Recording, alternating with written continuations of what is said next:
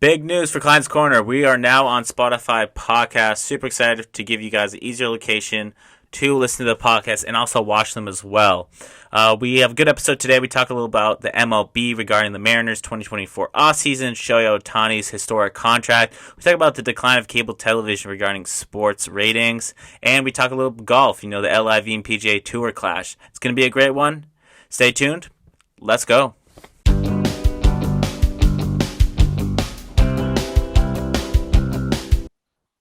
What's up, everyone? We're back here with Klein's Corner, favorite place to get your news, knowledge, and action anywhere from books, TVs, movies, sports, pop culture, and even everyday life. Today, we got a very special guest for you guys. In 1998, he won an AP Sports Story Award for his story on Dale Earnhardt and the Daytona 500.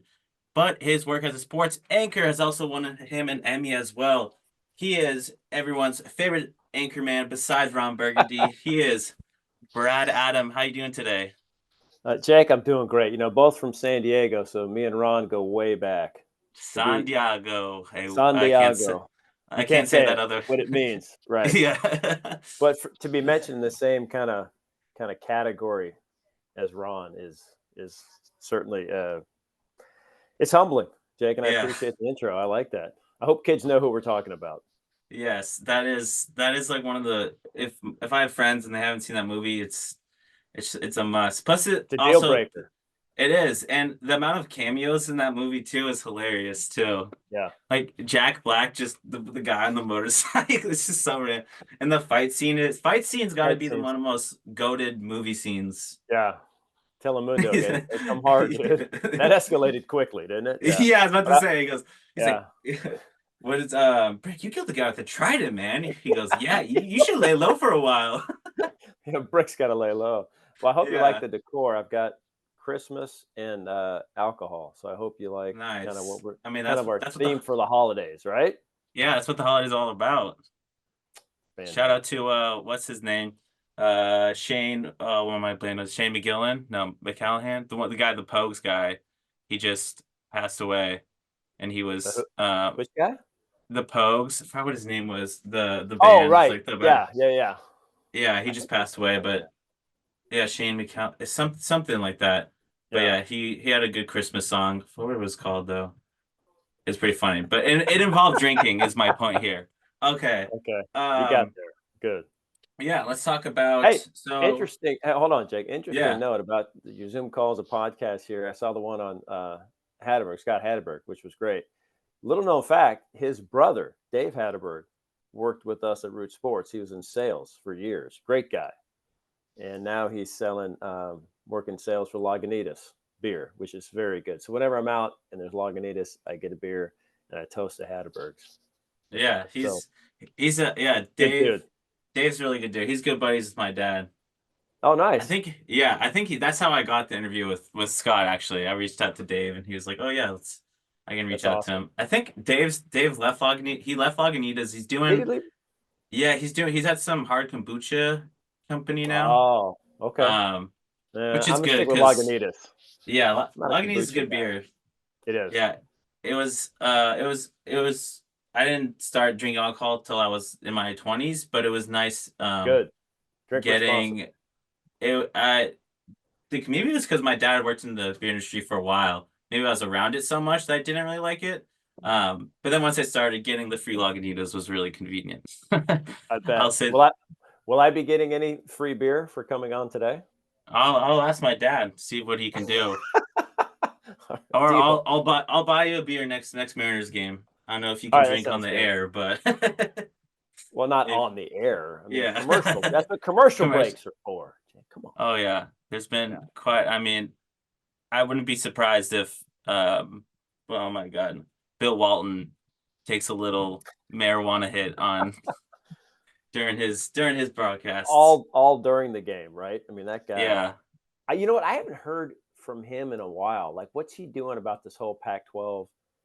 Going away? Like, I haven't really heard his take on it. Have you? Oh yeah, because he would call Pac-12 games. Oh yeah, it's his favorite. Yeah, he would do a bunch of UCLA games, of course. It's a good question. He had something on NBA last year. It was like, I don't know if they're still doing it. I haven't seen anything, but he would do kind of like the Manning cast.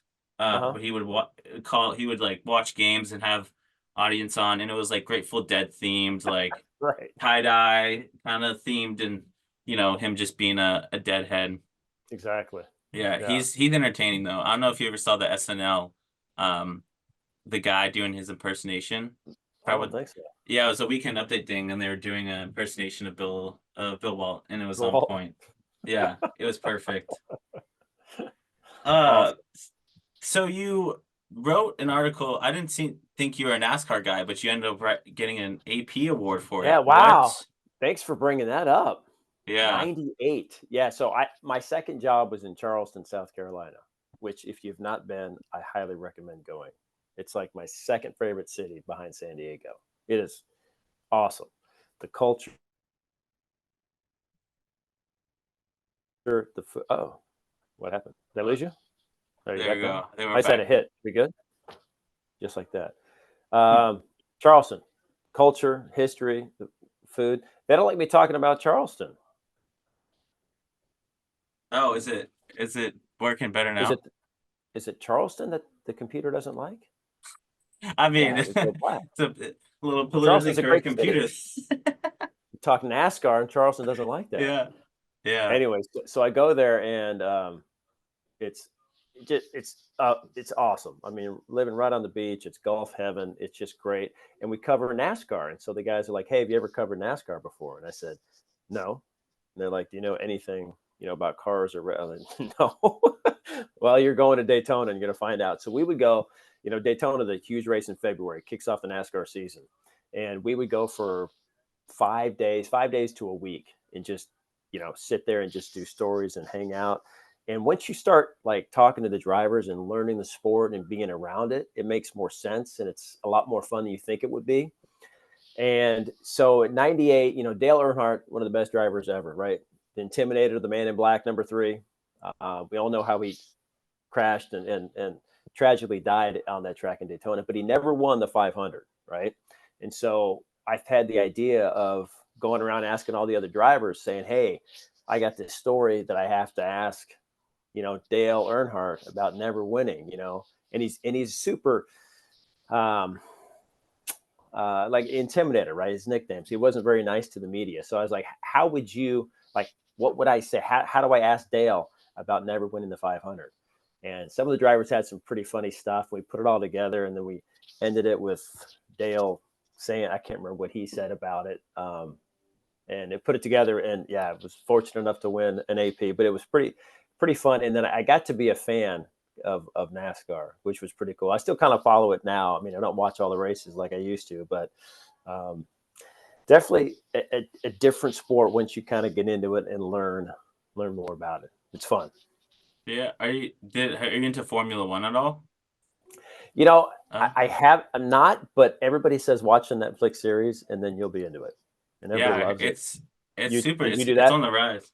No, I Yeah, haven't.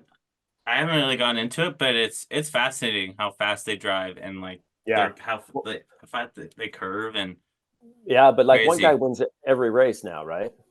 I forget Yeah, the it's guy's name, but Lewis Hamilton, I think his name. no, it's not. He used to win everyone. Now it's a new Oh, guy that okay, wins yeah. every race, Is it the which Mercedes guy? Or is I that think so. Hamilton? Yeah. No, Mercedes was no, he was Ferrari. Well, I don't know. I haven't seen. I got to It's see the show. it's wild that they made a track in Vegas. I'll say that. Yeah, and it Because worked out well. the strip is very what's the word? Condensed or it's like Right. densely yeah, it's not very wide at all. No, and they're going 200 But miles an hour. It's crazy, isn't it? yeah. Yeah, it's actually nuts. It's cool that you got to learn about Dale Earnhardt because I mean his son left a good Yeah, legacy for his dad. and then his son too. Yeah, I remember Yeah. talking to him at then Safeco Field. He was in town to throw out the first pitch, and I forgot why he was in town. But a nice guy. So it's cool. I get to know those guys. So, but this was back in the day. I mean, this was, Rusty Wallace was driving. Um, my favorite from Wisconsin, Dick Trickle.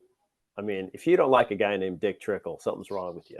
And you had Dale and Sterling Marlin and Richard Petty and Kyle Petty, his son, who actually lived in Charleston. So I got to know him a little bit, which was pretty cool. So, I mean, it was, and that was Jeff Gordon was dominating. You know, he just started the Rainbow Warrior. He was winning all the races too. So it was a cool time for sure.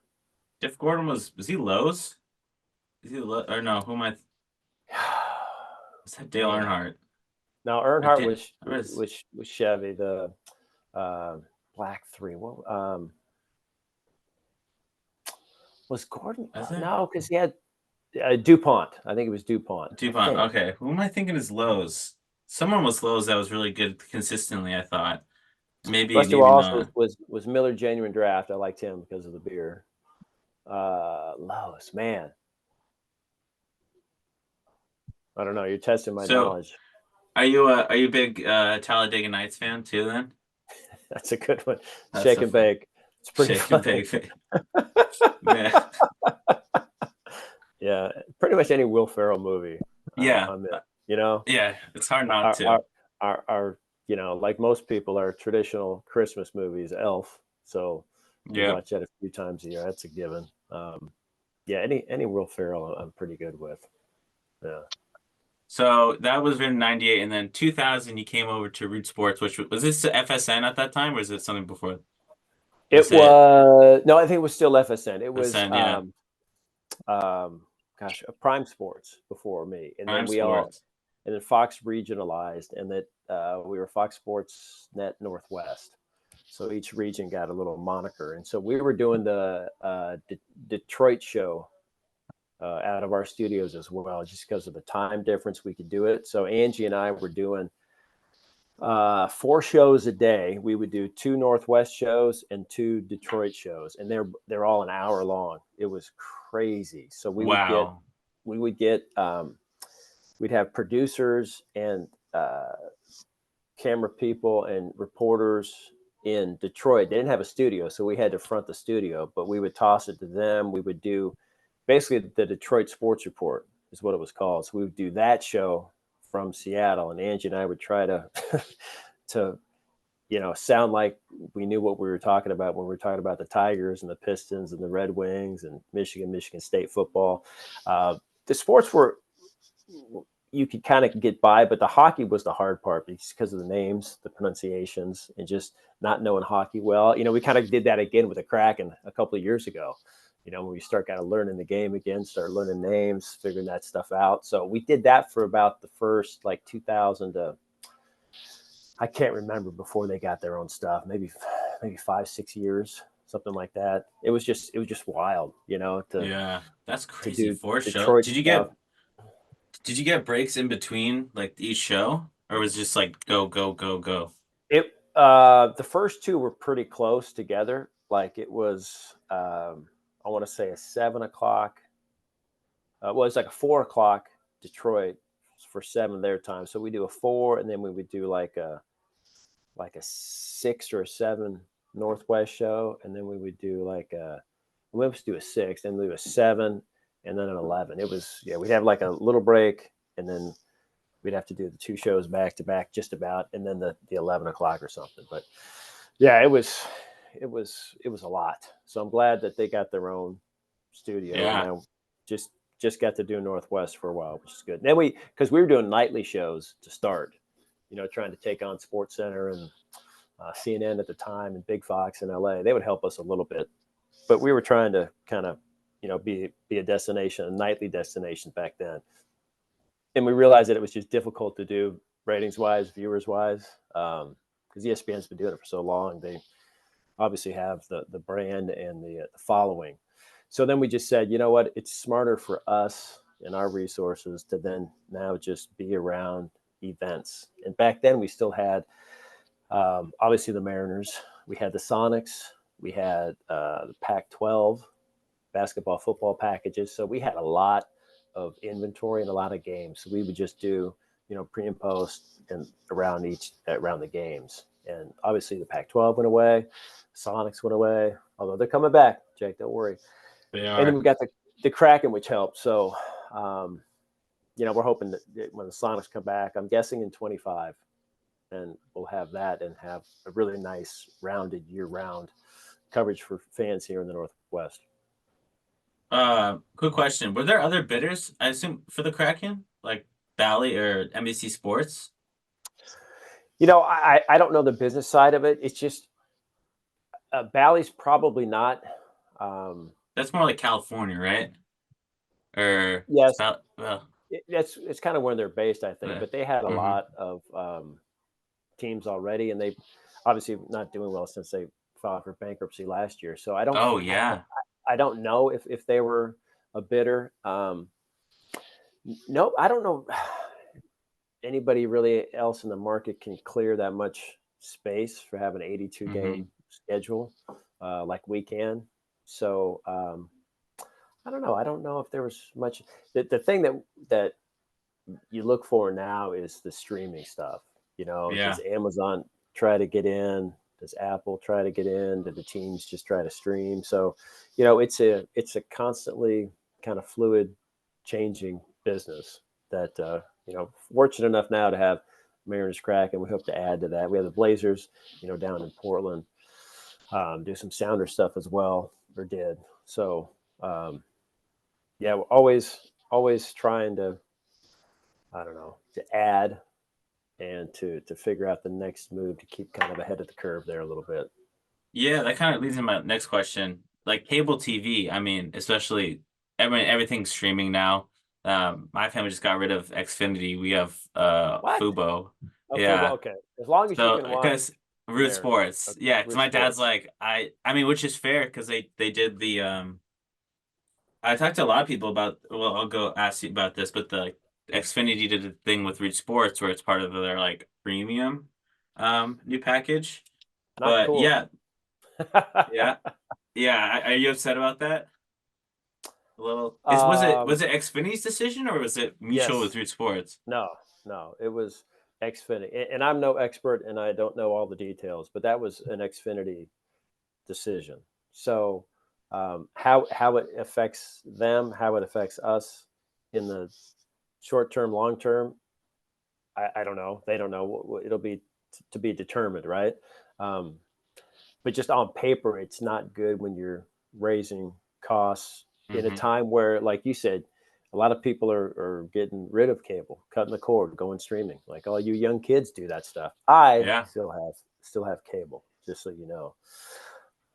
But yeah, it's real. It's something that we deal with and have to kind of figure out how to stay relevant, how to stay really accessible for eyeballs. And I think with partnership with the Mariners certainly helps. Um, and I just hope that sports fans, like the appetite for games and sports will drive people to keep coverage and keep us and keep wanting to watch the Mariners, Kraken, Blazers, and we hope to add to that. So I hope that we're an attractive enough destination where people continue to go to. Yeah, and I think it's well, I don't know if niche is the right word, but like you said, Bally covers a bunch of different, like, not just California, but they'll do, Right. I think Bally is also I think the Charlotte, because I had League NBA League Pass and I watched a bunch of Okay. games, and um it would be like Bally would be covering like Charlotte Hornets games, I think, or like Magic games. It's like, oh, they're all Right. They had over. San Diego, they had Mhm. Arizona, and they folded last year. So MLB came in and is now running the broadcast arm for Oh, those teams. Yeah. And yeah. they had, I want to say, like 12 to 14 baseball teams and about 10 hockey teams that Oh, just wow. all went belly up. Right. So leagues have kind of stepped in to help run those. Is this a So, bus? Am I wrong? But does the Bus family own Bally Sport? Or am I thinking of like Gene the well, I don't know that. I could be totally wrong, but scratch that question. Do you Right. You think can Root ask it. I don't Sports? know. Yeah, I'll ask Siri or something.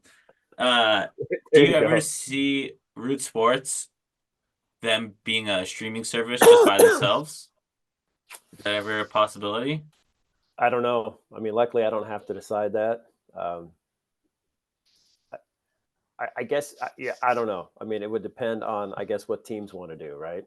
Or Hmm. what Xfinity ultimately does, or what the viewers ultimately decide. So maybe that will be decided for us. I don't know. So I don't know. It It's is. just it's interesting. It's changing, and it's just like I said, you try to see where things are going, try to anticipate stuff, and just try to stay relevant and stay Yeah. easily accessible. That's the thing too. And it's wild because like that was, I mean, I don't know if it was definitely one of a big reason why the Pac-12 folded is because they didn't find a deal that was good enough, like, or I don't know what good enough really means for them for their broadcast rights and for their games, but I mean, Apple offered them a pretty good deal, but they said no. And that's why it sucks for colleges like Wazoo and WSU, Washington State University, and Oregon State because they have to play what Mountain West teams, which is like, Right. I mean, which was that Boise State and Montana. So I mean, Boise State's like respectable, like they're And my alma competitive. mater, San Diego State, Good also good, basketball. really good at basketball. And Fresno Yeah. State, I think like Utah, Shout out Kawhi Utah Leonard. State. Shout out Kawhi. Yeah, I mean it's a decent conference, and I think when you look at things now, I think that's a really good fit for those two schools because you know they certainly they competed and did well in the Pac-12, but as far as like the two schools, smallest, I don't want to say fan base, but the smallest kind of town to live, like Pullman, not easy to get Mm, to, right? Corvallis, same type of thing, right? It harder to succeed, less money than maybe the other schools. So I think for them now losing all this Pac-12 money, Mountain West certainly makes a lot of sense, but it's tough going from Power Five to now Mountain West, um, a Big Five, and you lose the money, and then it's like you recruited people to be players to be in the Pac-12, right? And now those same players are going to play much different competition in the Big West. So you'll see a lot of transfers as we see, starting with the quarterback Cam Ward, right, for the Cougs. yeah. And we saw, Jonathan Smith, Oregon State's head coach, leave because of the uncertainty. It's just a tough time for them, for the conference. It's just a bad look. And you're right, the Pac-12 network goes away, but you've got all this infrastructure that you want to somehow use. Like, I don't know if the Big Ten will use it. I don't know if they'll just rent out studio and equipment to stuff, production people. Who knows what's going to happen, but I'm not a fan of what's happening in college Hmm. sports, and the newest idea to create this, I don't know what they call it, this new subset of teams that are going to pay athletes, 30 grand. Um, Only a certain number of schools can do that. So are they going Yeah. to break apart and do their own? It's just very fractured. It's a, it's, I don't know. It's upsetting now because we have, you know, everybody's in the portal and everybody's transferring. Oregon got a new quarterback. UW's going to get a new quarterback. It's just different for fans that you're used to seeing guys hopefully progress and start and play 3 or 4 years in a program. You just don't see that anymore. And they're getting paid, which I get, but I don't know. It's a mess, I think, man. It'll be harder to find like more underdog schools because the best Right. players are just gonna go. Like what I Right. saw something that Marvin Harrison could get some NIL deal where it's 20 to 25 million dollars, which is That seems high. yeah. But I but forgot. but it's a good point because now these guys like Penix was incentivized to come back this year, right? Hmm. Because he was making so much money and he had a chance, at Heisman National Championship, which you hope he gets. So I guess for one part, it's good where these guys can come back. Like Drew Timmy last year at Gonzaga, big man. Like he came back because he was making so much money with the Zags, and he knew he probably wasn't going to make the NBA, and he didn't. So it was great for him to come back, and it's great for Gonzaga and great for college basketball. These guys stay in the fourth and fifth year. I just don't like guys being able to transfer on a whim and transfer multiple times. And Yeah, like Dylan you know, Gabriel's I, on his third team now. third team, yeah, 6 year third team. It's like But I mean, hey, if they can get money, I get paid for sure. Yeah. Because as you know, what like 1% make the pros. So I'm all for those guys getting paid. I just I just want a better system, but I don't have any answers, so I don't know what they would do. But I just hope that there's some semblance of college in the next 10 years from now. But we'll see. It might be minor Yeah, leagues by then. I don't know. hopefully it won't be. I mean, it's definitely the difference compared in like NIL with football compared to like basketball is Hmm. is immense. Like you saw, like the I think Rutgers just got the second or third best recruit for college basketball, and Right, I saw he's that. from he's from Jersey, but still like Hmm. going to Rutgers, like I mean, Paolo No Banchero's chance. from Seattle, like.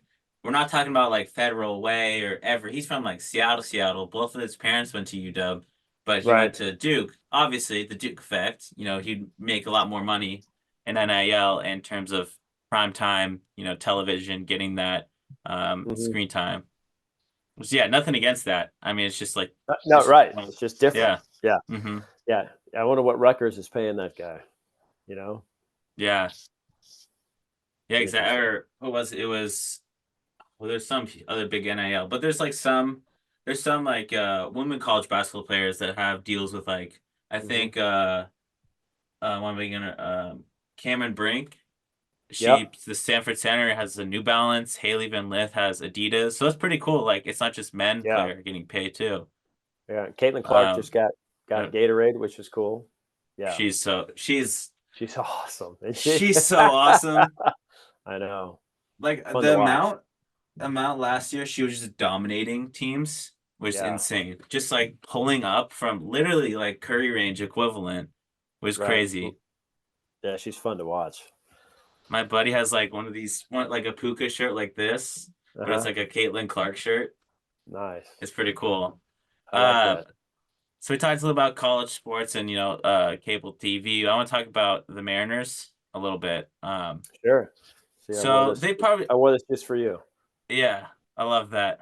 What did you think of the jerseys? I hear mixed reviews, but it's I probably really mostly. liked the jerseys. I really liked the Hmm. jerseys, what they did, like the detail and well, you can't see it, like the little my oh my Oh, that stitching was down cool. here and in the That back. And was I think they did a great job. I don't like the black pants. that That's is my literally the consensus that I've heard from looks like a everyone. softball team. Yeah.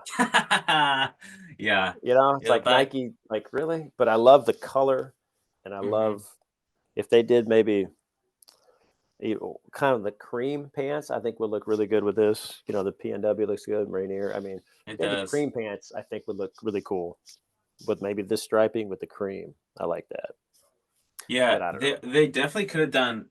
I mean, it's not like they're bad, but some of the Right, City Connect jerseys have you seen the? Do you see the Orioles ones? I feel so bad for the those fans. all black ones, right? It was All just black all black and then pants like and full black. font. Yeah, It thinks this is Baltimore on it. yeah, And the Padres ones look like they should be Miami ones. right. Very Um, neon. Yeah, yeah. The yeah. coolest There's ones in some. my opinion are the Serpientes ones. The Yeah, those Diamondback, were good. the gold. Diamondbacks. Yeah, Hmm. I like the Angels were pretty clean too. I like Oh, those. those are nice. Yeah. And Texas was pretty good too. But yeah, I mean, there a lot of hit and miss, but it's good for Hmm. you know creativity, sure. But it's It also is. good to see different stuff and have different stuff to sell in the team store, right? I don't. Yeah, I don't. Yeah, exactly. And I don't see. I didn't. Well, we don't know. But the way that Majestic was making the jerseys at that rate, I didn't think they would do something. We couldn't see them Hmm. doing something like these City Connect jerseys. Maybe they would, but they would do like Like throwback jerseys sometimes, but not this like right, like if you talked like an totally old radical. school Yeah, yeah an old MLB fan would be like, oh, I don't want like these jerseys, stick to the original. But I mean, it's yes, fun, it's creative. Today, especially they'll have like certain nights, like Friday nights where when they started Friday, I think it was only Friday City nights. Connect. Yeah, Yeah. yep. So yeah, it was fun. I did like that. But the Mariners have been competitive, I would say. They made the playoffs in 2022. One of my favorite moments of all time. Tell my kids about when Adam Frazier hit that double and George Springer botched it a little bit. Mhm. Shout out to him. But and they could barely miss the playoffs in 2021. You know, they barely missed it last year too. But how would you kind of rate their overall performance in the past 3 seasons? I think you're right. I think they've been very competitive. It's been what 90, 90, and 88 wins, Mm-hmm. and they just missed the playoffs, made it, and again just missed it. So I mean, I think that they're right there. I think that third wild card certainly helps them a lot to stay competitive deep into the season. I think they've really established a good core, not just on the field with and up the middle, which is so important with Cal and JP and Julio. But the pitching that they got, able to draft, develop, trade some guys, sign some guys, that just shows you again, offense is fun. Homers are great. I love, highlights as much as the next guy, but pitching over the course of an entire season, 162 games, especially playoffs too, pitching is what gets you to the postseason. And they've got a Mm-hmm. great rotation. Especially, Robbie Ray's going to come back at some point, Yeah, right, this year, September. So I, he's your sixth at some point, right? mm-hmm. So the five they've got, I think Miller and Wu are going to only get better. Same with Kirby and Gilbert. And Castillo's a stud. I just, it's the best 1 through 5 I think that I've ever covered in 23 years with the Mariners. Mm-hmm. Now Definitely. the 0-1 team had better results just because they won every game. But as far as a 1 through 5 talent, this is the best rotation they've got. So even with the middling offense that we've seen the last couple of years, they're able to sustain success because they don't really have long losing streaks because of the pitching, right? I think their longest losing streak last year was 4 games. Mm-hmm. You'll have to check me on that, Jay. I Or say a I lot of think numbers. 4 or they might have 5, hit maybe. 5 because they lost a couple. They lost I think they lost a 3-game series to the Reds, or maybe took like one of those, and then They got one of towards it. those. Yeah, towards the end, then they lost a couple. But yeah, like you said, their pitching has been Right. dominant. So, They're so I think what they're very close, and their bullpen is good. They've got a nice job of finding guys, fixing guys, identifying a certain pitch and having them throw that to be successful out of the pen. And so I mm-hmm. think as long as those guys stay healthy and continue to improve, I think, like I said, even with an offense that they haven't upgraded, an offense that's not where I think fans want them to be, I think they're going to be very competitive. Despite what Houston and Texas do, um, I just we've seen it, and once you get to the postseason, not just anything can happen, right? But pitching is so important because Mm-hmm. you shorten the rotation so much. Like we saw Texas with 2 starters last year win the World Series. I mean, they were down to 2 starters because Scherzer was still hurt; he wasn't himself. They had Montgomery and Evaldi, and that was it. They had a bullpen day. Arizona's throwing a bullpen day in that World Series. I mean, it's amazing how it changes in the postseason where everything is so much shorter for starters. And if you've got 3 starters like the Mariners do, it's such an advantage in the postseason, especially in a short series. So if they just get there, right, I think that once you get there, it's pretty much wide open, right? Because we saw 2 wild card teams in the World Series. So I think that this is such a good time for them, Jake. This year, next year, maybe one more year. It's such a great opportunity to have this core when they can still are affordable, right? Mm-hmm. When Gilbert is up, when Cal is up. I mean, Julio keeps getting paid. We know he's locked up for a while. Kirby's going to be arbitration eligible. I mean, these guys are going to start having to pay some of these guys. So, now's the time, I think, to really take advantage of what they have in that rotation. Yeah, you can kind of compare 'em. Well, I don't know. It's weird to compare. Compare kind of like the Seahawks in the early, in like the 2010s. When they still had Russ Yeah, under his rookie contract, they took advantage of that. They got that exactly. all took them to the one with Super Bowl. Um, and then obviously you got to pay your quarterbacks, and then we saw what happened there. But yeah, take advantage of the young players while you still have them under Yep. rookie contracts. I'd say it's for me. It was funny. Robbie Ray just kind of was totally irrelevant in my mind during the season. Like I totally forgot. I mean, I knew he was on the team, Forgot. but how Yeah. dominant that rotation was, I was like, oh wait, they have Robbie Ray coming back next year? What? Like Yeah. it's wild. I mean, he had like, a mediocre, I mean, above average, but his first year with the Mariners. Um, still a good, but yeah, Castillo, I think what they're really good at is their ability to dominate in terms of like pitch, not like pitch control, but they don't throw a lot of walks. They don't Right. give up a lot of That's huge. walks, and walks are runs. Right. I And they swear, pre. mhm. Yeah. Sorry. Go ahead. Walks. Yeah, I think it was like it was a few years ago, but it was saw some ESPN article. It's like if you walk a guy with 0 outs, there's an 80% chance, maybe I think higher than that, that they'll score a run. That's four. Right. Which if It's you watch big. games and see it, yeah. So we talked about the pitching, Awesome.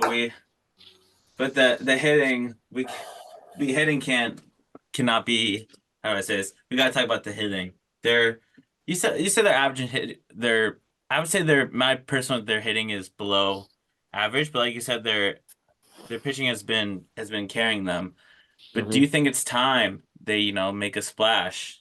They Soto, I didn't think Otani, there's no way Otani was gonna come here. Soto, I don't think Dipoto would pull the trigger to trade all those assets to get Soto. Right. And then I don't Right. think he would pay him. Steve Cohen's probably just going to give him $1 billion next year, anyways. It's crazy, isn't it? Because he's Or the like, how Yankees much do you will. want? Yeah. Just yeah. Boom. Uh, but I mean, Cody Bellinger would be nice. He Yeah. declined. He declined the Cubs offered him the 25 million, but he declined that, which is rightfully so. I mean, he was over 300 this year, Hmm. in terms of his average. And he came back, he won MVP, what, 2019, I believe. 2018, then he kind of declined a little bit to the injuries, but Hmm. he came back and had a really good year. So I can see why he declined that 25 million option. But do you think something like him, I think, would be really fit the Mariners, especially because the Kellenig's gone, and right, or I guess they're gonna put. I don't even know what their outfield's gonna be. Teoscar's gone. Um, but do you really, pretty much my point, do you really think the Mariners need to go in and get a good hitter? I do, and I think they know that, and I think it's pretty obvious when you lose Teo, Kelnick, and Gino Suarez, three starters, three bats in your lineup. My daughter just gave me a sad face because she's a big Teo fan. Um, yeah, Teo and Gino were such good dudes too. So you lost three bats, two in the outfield. So obviously you have to go and replace them. Um, Bellinger would obviously make a lot of sense because he can DH, he can play first, he can play the outfield. I think his market's going to be probably too steep for the Mariners. You look at he's going to be making 20 to 25 probably a year for at least 5 years. That's pretty rich for the Mariners. I think they'll do what they usually do and trade and try to get some guys, as Jerry likes to call them, young, controllable bats that hopefully pop a little bit. And they hope that, the guy they got from Arizona last year, Dominic Canzone, can be an everyday guy. We'll see. Maybe another guy that they got, maybe Rojas plays second. He'll probably play a platoon at second. And maybe the other guy they got, the Ryan Bliss, who tore it up in AAA, maybe he can play next year somewhere. But it's obvious that there's holes that they've created. They've shed a lot of payroll. So it's time to add a little bit. And I think they're doing that. But I would guess 2 or 3 trades to get 2 or 3 bats. Minimum of 2. They would love to get 3 bats to help out that offense for sure. Yeah, I mean, I'm curious what Dipoto's gonna do. I trust him. I mean, Mariner fans are very fair weather and kind of annoying to me. I mean, I love. It's just like they can. I mean, granted, like my You buddy's said like, "Are that. you?" Yeah, I mean, I love the Mariners. I love the fans. They're good fans. There are a lot of fair weather fans when they started being competitive. A lot of came out, but Mhm. I'm happy. I'm happy. That's a lot. That's a lot most places, though. I mean, Yeah. outside of the diehards, that's kind of the way it is. You look at Arizona early in the season. Was anybody watching their games? No. Probably not. Once they started Mm-hmm. winning and once you start to make the postseason and start round by round, now all of a sudden, right now you're selling out. So it's winning. As you know, breeds excitement and fans get aboard, and you've seen it being from here. When this town, when there's a winner, we saw it 2 years ago too, right? I mean, those games at T-Mobile Park, the moment when Cal hits the walk-off against Oakland to clinch it. I mean, that place was magical. And in the playoffs, that one game against Houston, it was unbelievable atmosphere, that 18-inning affair. The fans come out certainly more with the winner. You'll see that in a lot of teams, a lot of cities. So, as you know, this place gets rocking and rolling again, man. I mean, people talk about it. It's a home field advantage for sure. Yeah, it is. It is electric when the fans get going. I was there. I went to one of the games, third to last game, when JP hit that walk. Was it the? Yeah. No, it was the triple. It was the Against double Texas. on the left Yeah. side. Yeah, on the left Yeah. side, and on the light rail ride home, people Two-run were double. going. Yeah. People were going JP Crawford. And Yeah. so it was electric, man. I mean, yeah, it's really fun. I like to pride myself being through all the rough years. The Oh JJ yeah. Puts, the Brendan Ryan. Now, Let's see. JJ was a pretty good JJ Putz. closer. Oh, these are not Right. slander on these guys. JJ Putz he threw gas. Yeah, He he threw was a good hard. closer. Yeah. Yeah, Do you remember his Diamondbacks. walkouts? Yeah. Do you remember his walkout song? What was it? It was. AC/DC. Oh yeah.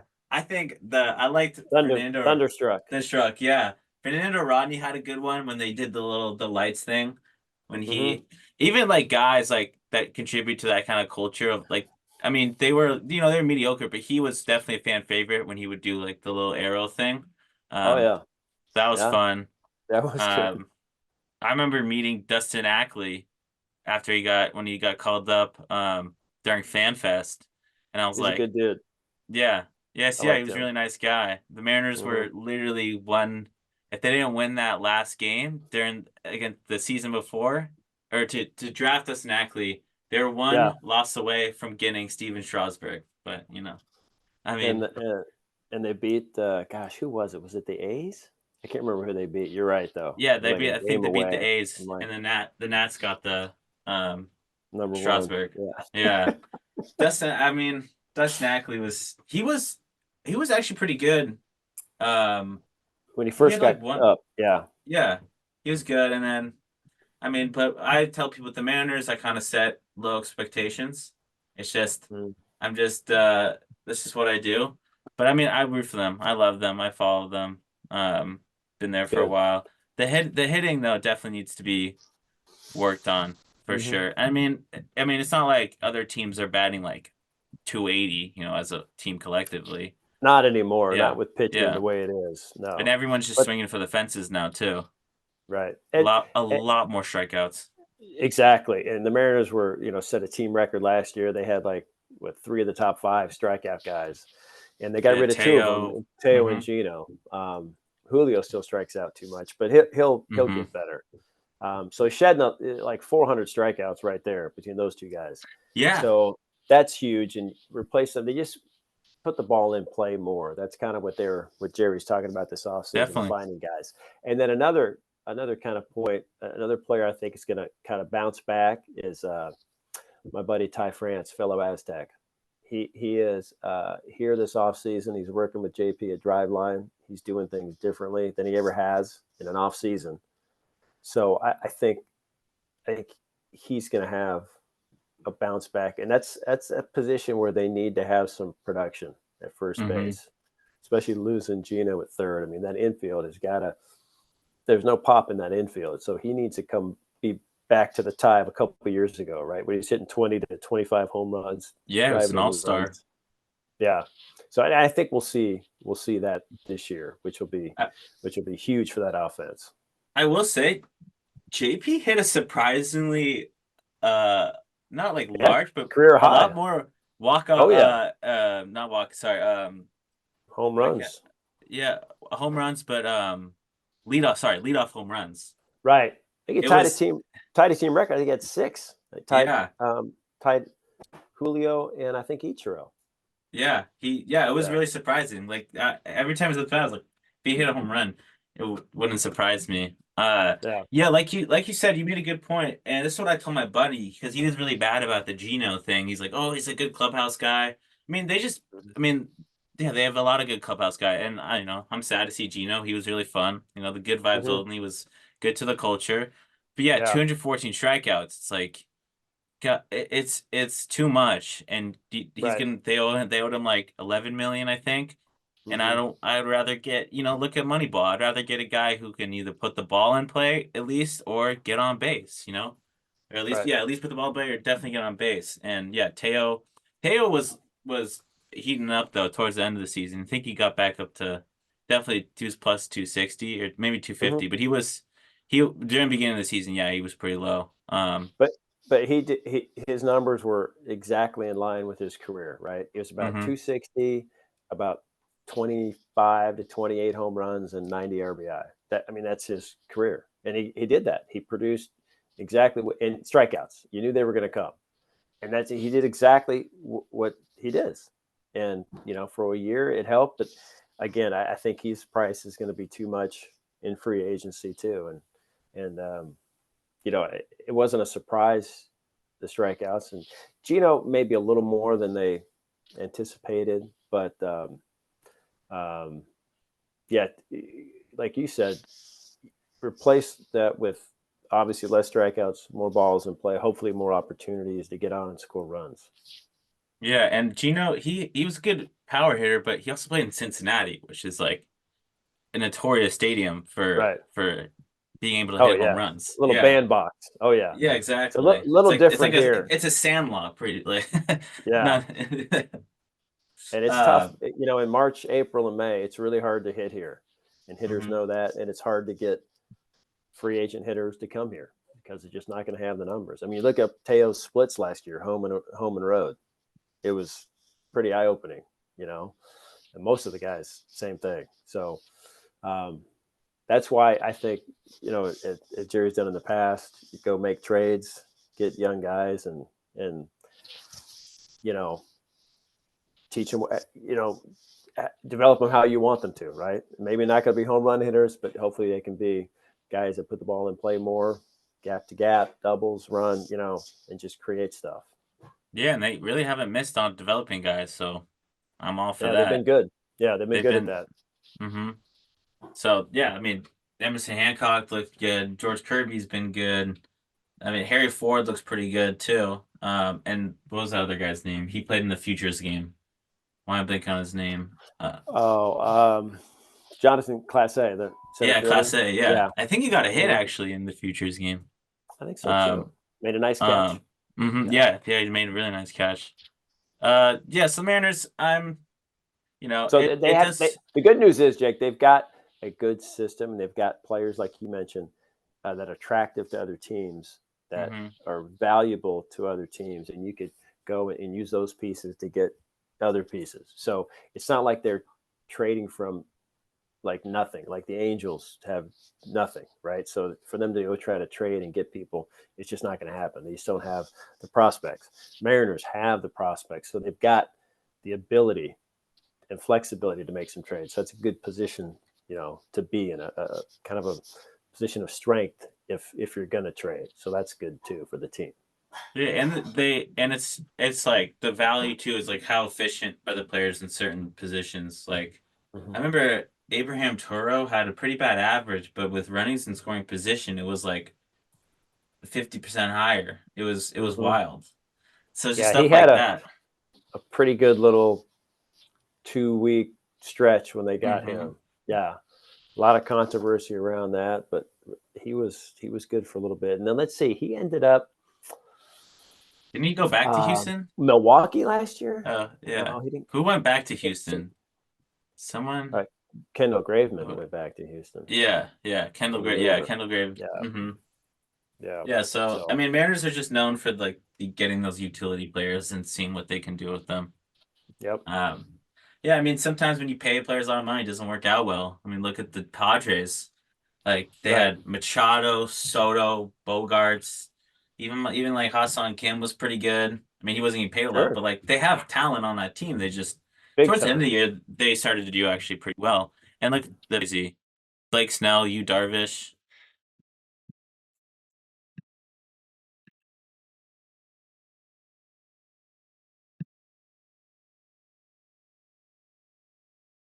But he opted out, left, went to the Giants.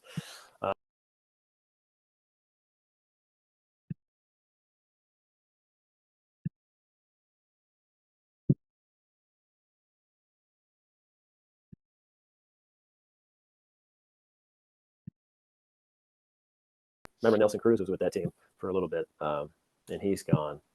So, they need to kind of remake and redo their thought too. But I give him credit. If you're a fan of San Diego, you love the owner, right? Because he went all in for a Mm-hmm. couple of years and they made the NLCS. And last year you thought they World Series bound, didn't work out. But now he's kind of reloading that team a little bit, Yeah, Uh, and they but traded Soto at a yeah, perfect but I time. give him credit though, man. I mean, he he was all in. He wanted San Diego to win, and just about went broke doing it. So, I mean, that's one way to do it. Mets the same way, right? I mean, just spend, Uncle see what Steve they happens, right? call him. Yeah, Uncle Steve. Yeah. Will it work he's there ultimately? Who knows? But is it good for the fans and baseball? Sure, right? And now he's doing some big development around City Field, right? Some 5 or 8 billion is he dollar hotels and restaurants, and this huge district really? all around. But Yeah, it's like right by it's. I've been to Citi Field a few times, and actually, I mean, I've been there in a few years, but I remember it's kind of just parking lots. Well, I guess they get rid of the parking lots. yeah. I mean, I don't know that. he's worth so much money that he could Yeah. literally. He's worth Oh, like sure. 19. He was worth 14 billion last year. I think he's up to like 19 billion this year. Fantastic. It, That's it's that's the crazy. yeah, and that's the one. I think that's the one park that I have not been to. The only one It's being nice. City Field. It's not Yeah, the went to dump of Shea. Shea. Yeah, that was terrible. So I've been to City. Yeah. Yeah, And I missed last year's trip, so they'll be here this year. So maybe I'll go in 25. I was my dad's he's from New York. He's the diehard Mets fan and Nice. then has left me being a Mets fan. Luckily he's not a Jets fan. Thank God there. Is he Uh Giants? yeah, it's Giants, which is Giants. he's excited. He's Eh, excited. Tommy He's got DeVito, baby. the passing Tommy. paisan.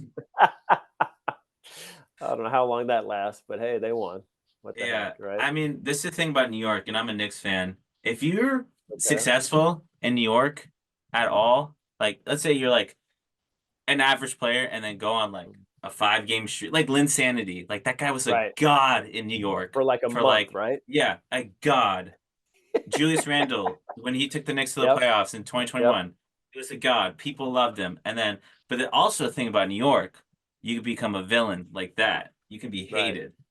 But yeah, it's yeah, like the like Judge Aaron Judge can go to any restaurant in New York. It won't have to pay a meal. They Yeah. you're a god in New York I'll tell you what though, if the Yankees need to win this year. I mean, they haven't been very yeah. good last couple of years. And now with Mhm. Soto and him, Cole, they need to win this year. But we'll see. Yeah, they got Volpe looked all right. I mean, Yeah. I mean, I felt bad. I mean, I don't feel bad, but Gold glove. yeah, you want to go glove, but they gave him the expectations of like Derek Jeter 2.0, which is and he seems That's like he tough. handled the pressure well, but that's a lot to handle. Yeah. But Especially yeah, in New York. Yeah. but they seem to do pretty well. Really quickly, I want to talk about a few things. One, we got to talk about Otani. It's crazy how much he got paid, 10 years, Yeah. 700 million. But then yesterday came out that he's deferring the Amazing. 20 million. And 680 of it. Yeah. yeah, and then 680. after, so he's probably gonna, and then so he's getting the 680 after the 2020. Wow, crazy to say, 2034 contract is Yeah. done. And then so I guess he's gonna pull like trying to be like a Bobby Bonilla, which is pretty Yep. smart. Yep. Um, but it's great. I think I don't know if it's still on their salary cap for that on the Dodgers. Well, what it is yeah, because it's so fascinating. We've never seen a contract like this. Yeah. So, reading up on it, the average value that will be charged for the Dodgers for that competitive tax balance is 60% of the average salary. So that's like 46 or 40 something $1 million. I think 46 million.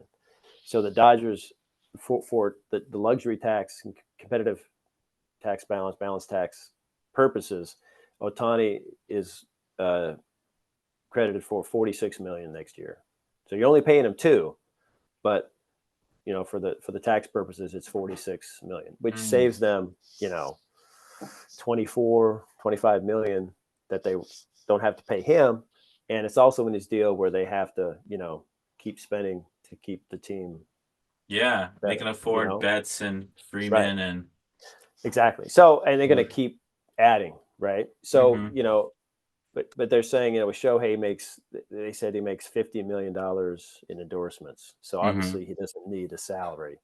And then another really smart thing that they did is when the 10 years are up and he starts getting this money, he could say that he's living somewhere else as opposed to California with their incredibly high taxes. So that 680 won't be subject to California taxes. He could say, I live in Florida where there's no income tax, or Texas, no income tax, or here, no income tax.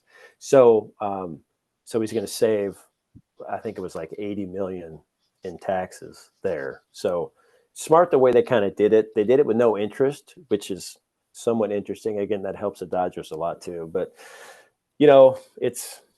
he's the best player that we've ever seen and may ever see in our lives. So should he be paid the most? Yeah. Should he be paid like 2 premium players, pitcher, hitter, 35 each? That's about the going rate. So 70 makes sense. I'm just curious to see who, like if the Blue Jays are really close, were the Giants really close? Yeah. I Did mean, the I Angels have forgot a which say? people thought that he was going to sign with the Blue Jays because Yeah. the guy came out saying like, "Oh, this was just speculation, it was not actual Right. news." And just for all you, Jake, for you and all you journalists out there, it's not important to be the first. It's important to get it right. And a lot of Yeah. people look pretty bad on this Ohtani thing because I think one guy even said that he signed with the Blue Jays. So Yeah, or like Krista Thompson said too when she don't even get me started. That's I watched the Rich Eisen. I love him. I don't know if you ever watch his stuff, but his wife is a journalist and she was pissed off. Was she? Because it looks bad. Like, I mean, not only do journalists like you said, you grinded For doing all of 4 them. different shows. Like, it's a lot of work and it's not cheap work. So you put in the grind, and for her just to, kind of taint or like the Exactly. work of a journalist is really frustrating. Exactly. And she kind of laughed about it and thought it was funny. It's like, Oh, it's wow, not. bad look, really bad look. And Yeah. she I put hear the you. apology on the Apple Notes too. I was like, come on, you can do Oh, I didn't it. see that. Yeah, she What like posted an apology, but it was like on the iPhone app notes. I was like, dang. I was like, come on, at least give me Yeah. like a Microsoft Word or a Times New Roman font at least, double spaced. Something, right? Yeah. Yeah, but that was pretty bad too. But yeah, like you said, she played it off like it was no big deal, and people are like, oh, hold up. So Uh, yeah, getting back to Ohtani. So I think that they were here last year, so the Mariners would go there yeah, to see them this year. So I it's nice. It's nice that he's out of the West. We don't face him 13 times a year. yeah, Although I've always said, kind of as a baseball fan, and like you are too, a sports fan, I love seeing the best of the best, right? So oh yeah, I loved seeing him pitch and hit. It's unprecedented, right? I still love Mike Trout and watching him. I know he destroys the Mariners, but just to be able to watch, that guy, throughout his whole career and go down as one of the best, top 10 players of all time. And so be able to see him was really cool. Just to see all these just, best of the best. It's you're like, oh, I hope he doesn't do well this series against Seattle, but I love watching him play. I love watching him take BP and just watching him work and do stuff, and so it's nice that you still get to play Ohtani, even though it's just one series. And obviously he's not going to pitch this year, but to see him how he fits in that lineup in LA, it'll be interesting. But now there's pressure on them, right? Like if they don't win the World Series, it'll be a disappointing year. Even if they get to the World Series, right? I mean, they got to win it, right? So there's that they got to deal with too. I saw him a couple times this year. I don't remember. I saw him pitch in a game, and I can't remember if he hit a home run in the same game. I can't remember off the top of my head. But I saw him pitch and hit a home run during when they came to Seattle, and I was like, okay, I can not really I can die now, but like this is what you come to see him do. This is cool, right? And exactly. He's huge too. People forget that he's a legit. He's like 6'4". Legit. 6'4". And he's just as fast as like everyone. I was going to say that he's just as everyone. He's above one of the fastest players. Yeah, he's one of the fastest players in the league. So I mean, think about that. I mean, he throws as hard as anybody, hits it farther than anybody, and is as fast as almost not everybody, but how about that combination? There's never been a player like that.